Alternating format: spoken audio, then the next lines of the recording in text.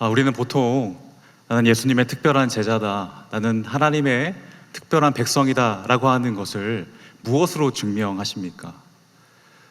우리는 일이 잘 풀리었다, 하나님께서 여전히 나를 사랑하시고 내 길을 막지 않으시고 여시는 그러한 하나님이다, 잠시 힘들었지만 길을 트시고 여시는 나를 회복시키시는 하나님이다, 이런 하나님은 우리가 자랑하기를 원합니다. 그런데 오늘 본문 말씀처럼 풍랑으로 만나주시는 하나님은 우리는 좀 꺼려하는 경향이 있습니다. 폭풍 속에서도 오히려 주님은 그 안에서 평안을 외치는 자로서 우리를 세우셨는데, 우리는 광풍이 아니라 순풍으로만 일이 잘 풀리는 것을 좋아하며 그 안에 머물기를 원하는 우리의 모습을 보게 됩니다. 뭔가 광풍이 임할 때는 그런 생각을 하게 됩니다. 내 잘못이 뭔가 컸나 보다, 하나님의 뜻이 아닌가 보다 낭망하기도 하고요. 하나님, 저는 하나님 앞에 그러한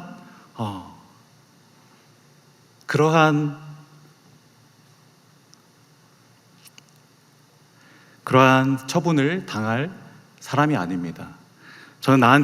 하나님께서는 나한테 왜 이러십니까? 나는 그러한 모습을 하나님 앞에 보일 사람이 아닙니다. 하나님에 대해 섭섭함을 토로하기도 합니다. 그러나 오히려 우리는 하나님의 뜻을 더 알기 위해서, 하나님의 뜻이 뭔지 알기 위해서 우리는 더더욱 광풍 속으로 들어가야 하는 존재인 것이죠. 그 안에 들어가 봐야 그때서야 비로소 알게 됩니다. 광풍 속에서도 나는 여전히 하나님을 경험하고 있다, 그것을 자랑할 수 있는 자가 오늘 본문 말씀처럼 제자입니다. 오늘 제자들은 예수께서 말씀하셔서 자, 건너가자, 배에 오르자 라고 말씀을 하십니다. 특이한 것이 순종하니까 고난이 옵니다. 그 전까지는 제자들에게 오는 고난은 이러한 고난이 아니었습니다. 오히려 불순종으로 인한 고난이 있을지라도 순종함으로 오는 고난은 처음인 것이죠. 그들은 주님의 말씀을 따라갔습니다. 주님이 함께하는 길임에도 불구하고 오늘 본 말씀처럼 그 속에서도 폭풍은 옵니다. 주님과 함께 가는 그 걸음이라고 해도 따스한 날만 있는 건 아니죠. 주님과 함께 타고 있는 그 배 안에서도 여전히 바닷물은 들어옵니다. 풍랑은 만나게 됩니다. 특이한 장면은 예수님이 타신 배와 제자들이 타고 있죠. 그 외에 다른 배들, 무리들이 함께 갑니다. 무슨 얘기일까요? 모든 인생의 항해를 하고 있는 모든 자들은 다 예외 없이 인생의 풍랑을 온다는 것이죠. 그러나 유일한 차이점은 뭡니까? 내 배 안에는 예수님이 함께 타시다는 겁니다. 그 폭풍 속에 주님이 계시고 함께 폭풍을 맞으신 것, 이것이 특권입니다. 이것이 믿는 자로서의 특권이라는 것이죠. 다른 게 특권이 아닙니다. 다른 이들과 똑같이 광풍을 만나지만 그 속에서 예수님께서 계신 그 배에 내가 타고 있는 특권, 예수님과 함께 예수님을 함께 경험하는 것, 여러분, 이것이 우리 그리스도인의 전부가 아닐까요? 우리가 자랑할 수 있는 전부가 아닐까요? 그렇기 때문에 우리는 언제든지 우리에게 오는 이 시련의 가능성을 열어놓아야 하고, 그 시련을 통해 하나님께서 허락하신 것을, 우리에게 허락하신 뜻이 있다는 것을 겸허히 알고 수용하는 것이 우리에게 필요합니다. 왜 그렇다면 이렇게 특별히 광풍 속에서 주님은 제자들에게 이러한 어려움을 허락하시는 걸까요? 무엇을 원하시는 겁니까? 폭풍 속에 계시는 주님을 보여주고 싶으셨던 거죠. 나와 함께하는 이 길은 평안함만 있는 것이 아니라 어려움이 있다, 고난이 있는 길이다 라고 하는 것입니다. 지금 제자들은 큰 위기를 만났습니다. 사람이 자기 자신이 어떠한 자인지, 나와 함께 하시는 예수님이 어떠한 분이신지를 알기 위해서는, 제대로 알기 위해서는 위기 안에서, 위기 속에서 그것이 드러나게 되어 있습니다. 그들은 어부죠. 평생을 바다에서 살았던 자들입니다. 그 안에서 많은 지식이 있습니다. 익숙한 곳입니다. 그런데 여러분, 우리에게 오는 그 시험은 어떠한 경우에 찾아옵니까? 내가 익숙한 곳, 내가 늘 보아왔던 그곳, 내가 늘 맺어왔던 그 관계, 그 안에서 예상 범위 밖에 있는 일이 들어온다는 것이죠. 우리에게 제일 어려운 시험은 그것이 아닌가 싶습니다. 내 예상대로 가지 않고 내가 편안하게 생각했던 것, 내가 마음을 놓고 있었던 그 일이 갑자기 다른 예상치 못한 일로 변해서 나에게 다가오는 것이죠. 주님은 내가 안정적으로 생각하고 있는 그 범위 안에서 예상 밖의 일로, 그러한 방식으로 나에게 찾아옵니다. 내 영역이라고 생각했던, 내가 내 힘으로 주관할 수 있다고 생각했던 그 영역에서 시험은 일어난다는 것이죠. 제자들은 이러한 실험이 필요했습니다. 그 전까지 내가 누릴 수 있는 것, 내가 모든 것 행할 수 있는 그 바다이지만, 주님보다 내가 더 이 바다를 잘 안다고 생각했지만, 이 인생의 풍랑 앞에서 이들은 어떠한 깨달음을 얻습니까? 이러한 시험이 있었기 때문에 그들은 깨달았던 것이죠. 내가 주님을 아는 그 알미, 단순한 지식적인 알미였고, 그분과 함께 관계적으로 그분과 함께 더 동행하며 나아가는 그 알은 전혀 도달하지 못하고 있는 자신의 신앙의 바닥을 보게 되는 겁니다. 내가 그간 의지했던 물질, 내가 그간 의지했던 관계, 내가 그간 포기하지 못하고 있었던 그것의 주권이 누구에게 있느냐? 그것이 정말 너에게 있어서 가장 필요한 것이냐? 그것을 나에게 맡기지 않겠느냐? 여러분, 오히려 순종을 통해서 그들이 행했던 그 순종이 어떤 의미인지를 그들은 깨달을 필요가 있었던 것입니다. 두려움에 휩싸이고 그 안에서 예수님을 찾게 되는데 그들이 내뱉고 있는 호칭은 무엇입니까? 겨우 38절에 선생님이여입니다. 예수 그리스도를 그저 말씀을 가르쳐 주시는 분 정도로만 생각하고 있는 것입니다. 선생이란 이 길이 맞는지 옳은지 그렇지 않은지를 판단해 줄 수 있는 스승, 선생이라고 하는 좋은 의미도 있지만, 여러분 41절에 보면요, 그렇게 이야기하고 있습니다. 그들이 심히 두려워하여 서로 말하되 그가 누구이기에 바람과 바다도 순종한가 하였더라. 그가 누구이기에. 주님을 경험하고 주님 앞에 고백하고 있는 그들의 수준이 무엇입니까? 내가 주님을 몰랐다는 것이죠. 그가 누구이기에. 자기들은 여지껏 예수님을 안다고 생각했습니다. 그저 예수님과 같이 함께 있으면 예수님을 다 안다고 생각했습니다. 한 배를 타고 있고 나는 주님과 가깝다라고 생각했다라고 하는 것이죠. 39절 말씀입니다. 다 같이 한번 읽겠습니다. 예수께서 깨어 바람을 꾸짖으시며 바다더러 이르시되 잠잠하라 고요하라 하시니 바람이 그치고 아주 잔잔하여지더라. 그분의 말씀 한마디로 두려움의 원인들이 사라졌습니다. 그런데 더 놀라운 사실은 뭐냐면 41절입니다. 그것보다 더 큰 두려움이 임했다는 것이죠. 41절 함께 읽겠습니다. 그들이 심히 두려워하여 서로 말하되 그가 누구이기에. 무슨 얘기입니까? 예, 아멘. 무슨 얘기입니까? 지금 바다 때문에 두려워했던 자들이 바다를 잔잔케 하시는 주님 때문에 더 두려워하고 있다는 것이죠. 생각지도 못했던 더 큰 두려움이 찾아오는 겁니다. 주님의 말씀 한마디로 광풍이 잔잔케 되고 우리를 평안하게 하시는 주님, 여러분 그 주님을 만났다면 우리 가운데 드는 감정은 무엇입니까? 두려움입니다. 두려움이어야 합니다. 그 전까지는 보이는 환경에 내 모든 것이 매여 있고 그 안에 두려움이 있었다면, 그것이 내 내면과 내 환경을 풍랑을 일으키게 만드는 주범이었다면, 이제는 무엇입니까? 광풍으로 인한 광풍을 잔잔케 하시는 예수님을 통한 두려움으로 덮는 것이죠. 더 큰 두려움으로 덮는 것입니다. 그러면 무엇으로 변하게 됩니까? 그 감정은 경외함입니다.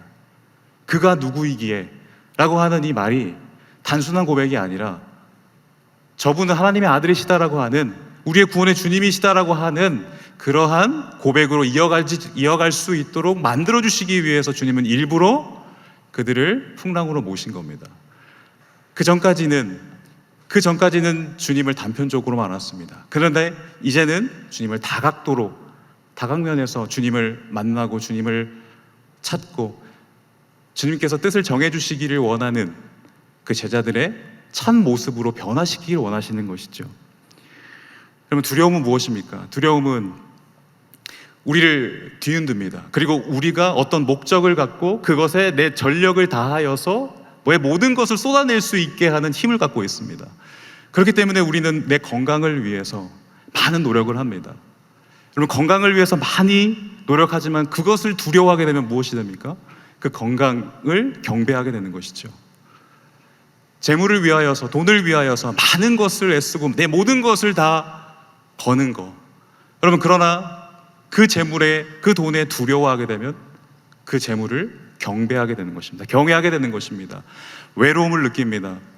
외로움 가운데에서 어떻게 해서든 내가 이 명성과 이 인기를 지키기 위해서 노력하면서 그 안에서 그것을 두려워하게 되면 그것을 경배하게 되는 것이죠.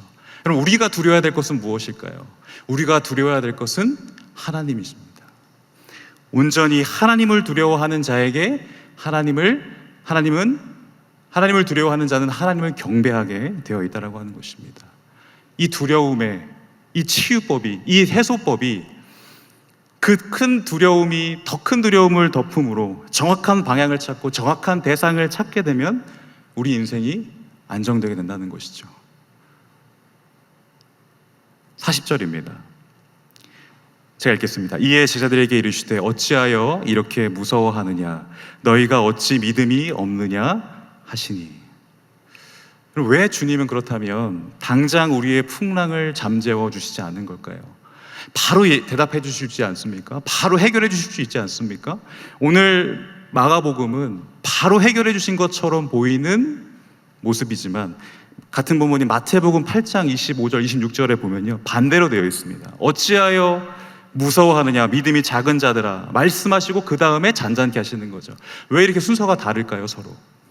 아마도 주님이 당장 우리의 풍랑을 해결해 주지 않을 주님이라고 하는 사실을 강조하기 위함이 아닐까 싶습니다. 단순히 내가 원하고 내가 지금 이 풍랑은 반드시 내가 내 안에서 떠나야 됩니다. 내 반경에서 멀어져야 됩니다. 주님 도와주십시오라고 하는 이 급한 기도 제목을 당장 들어주시지 않으시고 뜸을 들이시는 이유는 무엇입니까? 주님은 우리에게 두려움을 물리쳐 주시는 분이시긴 하지만 당장 이걸 해결해 주시는 것보다 더 중요한 건 무엇입니까? 우리의 믿음에 더 주목하길 원하신다는 것입니다. 우리의 믿음에 더 주목하십니다. 우리의 믿음을 먼저 만지십니다. 우리는 보이는 고난이 더 급하죠. 이거 해결해줘야 뭔가 내가 주님 앞에 더 바로 설 수 있을 것 같습니다.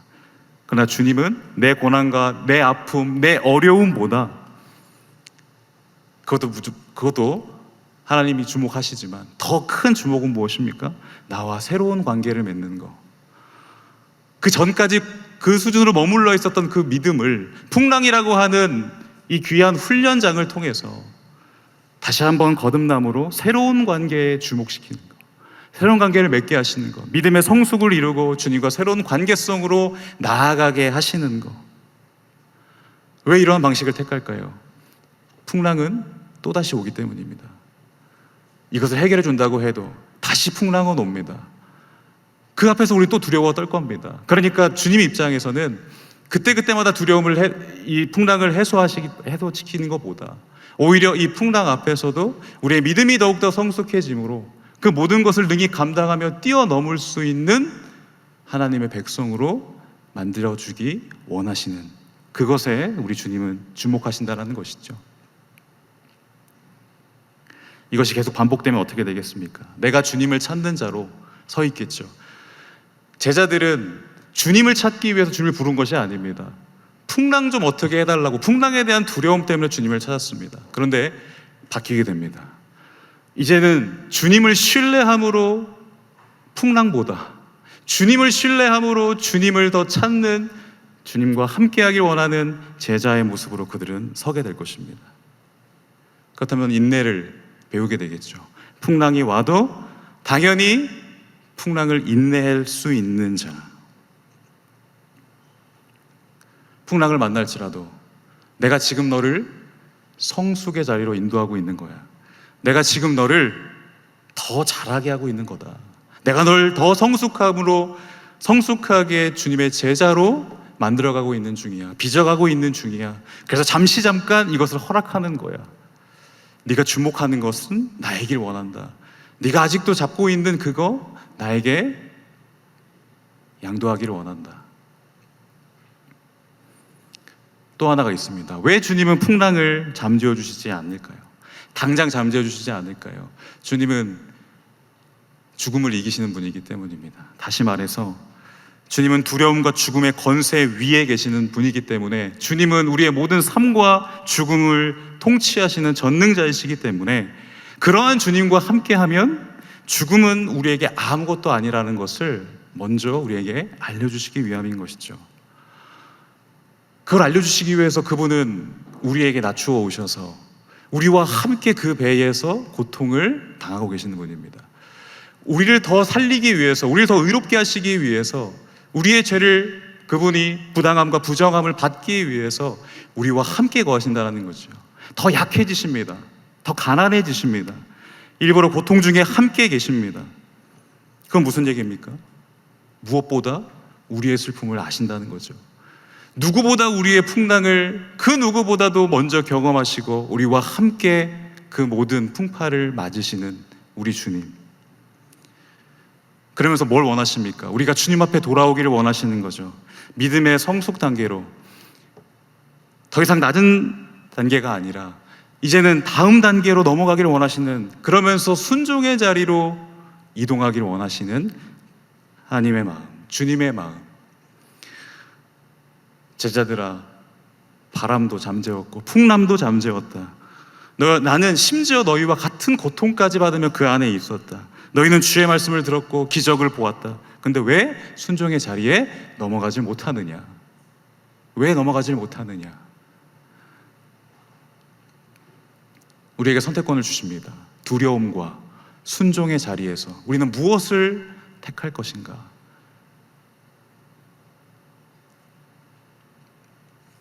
오늘 정말 중요한 마지막 한 가지만 말씀드리고 마치려고 합니다.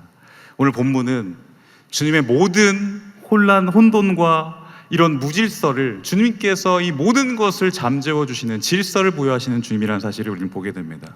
바다에 큰 물결이 막 휘몰아칩니다. 이건 정상이 아니죠. 하나님이 지으신 세계입니다. 주님이 지으신 세계입니다. 자연이 역습을 하고 있습니다. 휘몰아치고 있습니다. 무질서고 혼돈입니다. 근데 그것을 말씀 한마디로 잠잠케 하시는, 질서를 부여하시는 주님이시죠. 이 다음 본문의 5장 말씀 보면은 거라사 지방에서 이제는 내면의 광기로 인하여서 광풍을 맞이하고 있는 그 불쌍한 심령을 살리십니다. 피조 세계뿐만 아니라 영적인 세계까지도 주님께서는 다스리시는 유일한 주권자이심을 지금 드러내고 있는 것이죠. 우리 내면의 혼돈, 주님께서 이 땅을 창조하시기 전에 흑암 중에 무질서한 혼돈 속에 있었던 이 세상에 빛이 있으라 말씀하시고 빛이 생기고 생기가 돋고 주님과의 관계가 이어지는 그 모든 것을 우리가 허락하셨던 그 창조의 하나님께서 이제는 그 타락으로 인하여서, 죄로 인하여서 내 내면의 무질서함과 혼돈 속에서 질서를 부여하시고 새로운 창조를 일으키고 계신다는 것입니다. 주님께서는 우리의 삶을 언제나 질서 정연하게 만들어주시길 원하십니다. 바람과 바다가 정해놓은 질서, 섭리, 경계가 넘어버리는 것, 이건 비정상입니다. 우리의 내면도 마찬가지인 거죠. 때로는 주님께서 침묵하시는 시간이 너무 깁니다. 내가 주님 말씀 따라 여기까지 왔는데 내 배가 뒤집힐 것 같은데 광풍은 왜 그대로인가? 의심도 생깁니다. 그리고 내 내면의 영적인 광기도 마찬가지인 것이죠.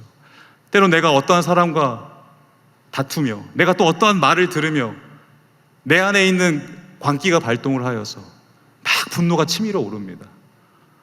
그리고 이거 정상이 아니죠. 사실상은 정상이 아닌 것입니다. 뿐만 아닙니다. 내 마음을 채워줄 수 있는 것이 없어서 여기저기 보이는 환경 하나하나를 점검하며 그것에 중독되어 버리고 그것에 내 모든 욕구를, 내 모든 쾌락을 거기에 풀려고 하는, 하나님의 정하신 경계를 뛰어넘어 버리는 것, 자연뿐만 아니라 나에게 허락하신, 우리 사랑하는 하나님의 형상대로 지음받은 우리의 모든 경계를 뛰어넘어 버리려고 하는 우리의 이 죄성, 이 광기, 이 거라사 지방의 이 귀신 들린 자와 별다른 다른 바가 없다라고 하는 것이죠. 그래서 주님이 말씀으로 꾸짖는 것입니다. 다시 한번 새 창조를 행하시는 것이죠. 이전 창조를 뛰어넘는 새로운 창조, 새로운 질서 우리에게 부여해 주십니다. 하나님 나라는 그러한 나라다. 그러나 그 하나님 나라는 칼바람을 맞아가며 평안함만을 외치는 것이 아니라 그 안에서 분투하며 그 안에서 믿음의 싸움을 여전히 해야 그 나라의 기쁨과 참 영광을 맛볼 수 있는 그 나라다라는 것을 보여주고 있습니다. 여러분, 우리가 인생이라고 하는 큰 배를 타고 가고 있지 않습니까? 그 전까지, 주님을 만나기 전까지는 고통을 체감하며 항해하는 배였을 뿐입니다. 그 전까지는요, 주님을 만나지 못하고 풍랑 속에서 허덕이며 살아갔던 우리의 인생입니다. 그런데 주님의 말씀 한마디에 내 안에 오신 주님이 계셨군요, 내 안에 역사하신 주님이 계셨군요 라는 사실을 알고 나서 주님의 그 말씀 앞에 그 고통의 처참한 배는 구원의 방주로 한순간에 바뀝니다. 광풍으로 고통받는 그 무질서 가운데 정말 광기만이 내 모든 욕구와 내 모든 생각과 내 모든 행동을 주관했던, 그 길로 빠질 수밖에 없었던 광기 어린 내 삶이었는데 주님의 한마디에 내 마음에 샬롬이 다가오게 됩니다. 하나님 나라의 모습, 하나님 나라의 완성된 모습, 이러한 모습 아니겠습니까? 주님이 우리를 위해서 정말 적당한 바람과 비바람을 우리의 인생의 항해 속에 예비하고 계시다는 사실을 믿으시기 바랍니다. 우리에게 허락된 양은 우리가 감당할 수 있을 만큼의 폭풍입니다. 우리가 감당할 수 있을 만큼의 비바람이라는 것이죠. 사실 이런 나를 데리고 친히 나와 함께 이 항해를 건너가고 계신, 항해를 하고 계시는 주님의 그 은혜가 더 과분한 겁니다. 지금 나에게 온 이 풍랑이 과분한 게 아니라 그 안에서 나와 함께 하시며 길을 여시는 주님의 은혜가 더 과분한 것이죠. 그래서 우리는 사람을 통해 배웁니다. 환경을 통해 배웁니다. 우리는 그 속에서 주님을 만납니다. 내 예상과 전혀 다른 사람을 만나기도 하고 내 예상과 전혀 다른 막다른 길로 몰리기도 합니다. 어떻게 이런 일이 일어나지? 어떻게 이 길로 나를 인도하셨지? 근데 여러분, 그 예상치 못한 그 길에서 주님의 뜻이 나에게 드디어 열리는 것입니다. 드디어 주님이 어떤 분이신지를 그곳에서 체험하는 것입니다. 나는 저기가 더 낫다고 생각했는데 방향을 트시는 거죠. 그러니까 그 신호를, 그 기회를 우리가 피하지 말아야 합니다. 담대하게 부딪히시기 바랍니다. 주님을 더 만날 기회입니다. 주님을 더 찾을 수 있는 기회입니다. 우리는 고난 중에 평안을 외치는 자입니다. 그러한 주님께서 준비해 주신 그 광풍 속에서 주님을 날마다 배우게 되는 우리 모두가 되시기를 간절히 소망합니다.